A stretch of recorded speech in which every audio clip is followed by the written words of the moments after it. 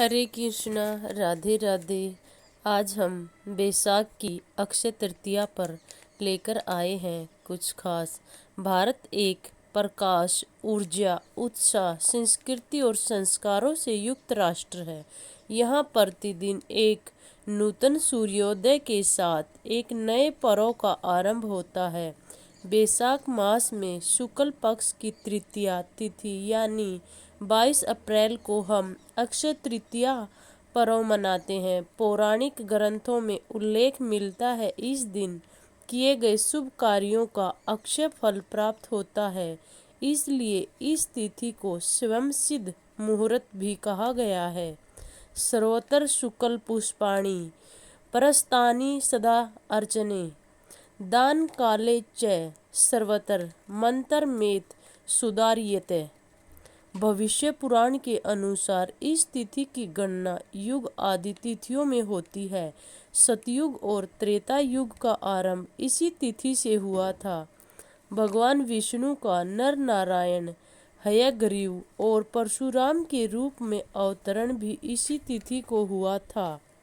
इस दिन भगवान बद्रीनाथ की प्रतिमा स्थापित कर पूजा अर्चना की जाती है। अक्षय तृतीया को महाभारत का युद्ध समाप्त हुआ था। सत्य की स्थापना के साथ एक महान भारत के दर्शन हुए थे। द्वापर युग का समापन भी इसी दिन से हुआ था। यह अद्भुत संयोग है कि अक्षय तृतीया के पावन अवसर पर पृथ्वी दिवस भी अब की बार मनाया जाएगा।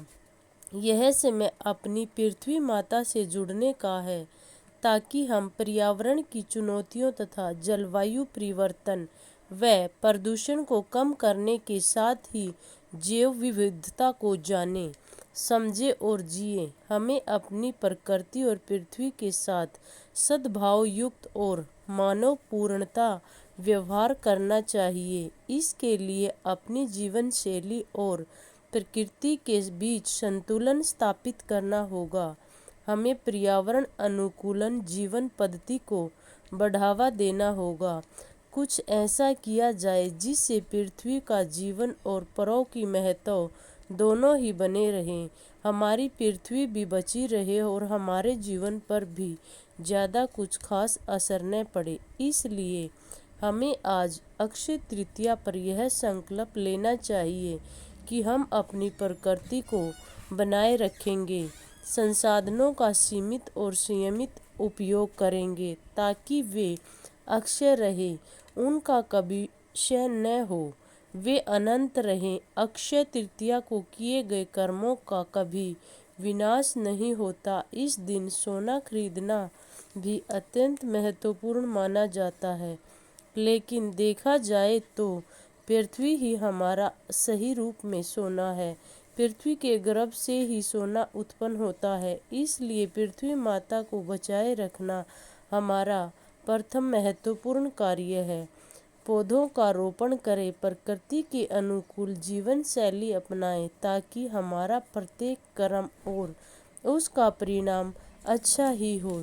हमें अपनी भावी पीढ़ी के लिए इसे बनाए रखना है। हमारा पर्यावरण आजकल इतना प्रदूषित हो गया है, हर तरह पृथ्वी का हनन हो रहा है।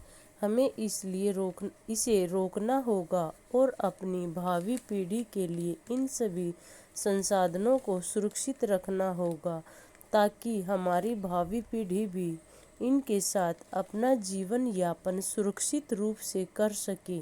हमें अपना स्वार्थ न देखकर बल्कि मानवता अपनाए रखना चाहिए, क्योंकि हम अपने स्वार्थ के लिए पेड़ पौधों को काट कर प्रकृति का हनन कर रहे हैं, जो हमारे जीवन को हानिकारक हो सकता है। इस तरह हम जीवन में एक महत्वपूर्ण कार्य करके प्रकृति से जुड़ सकते हैं। इस दिन हमें पौधों का रोपण करना चाहिए ताकि प्रकृति पर वायु का संतुलन बना रहे और प्रकृति और मानव का जो संबंध प्राचीन रूप से चलता आ रहा है उसमें हम अपना सहयोग बनाए रखें और पृथ्वी दिवस पर खासकर हमें यह प्रण लेना चाहिए कि हम अपनी धरती माता की सुरक्षा करेंगे। इनकी सुरक्षा करना हमारा प्रथम कर्तव्य है।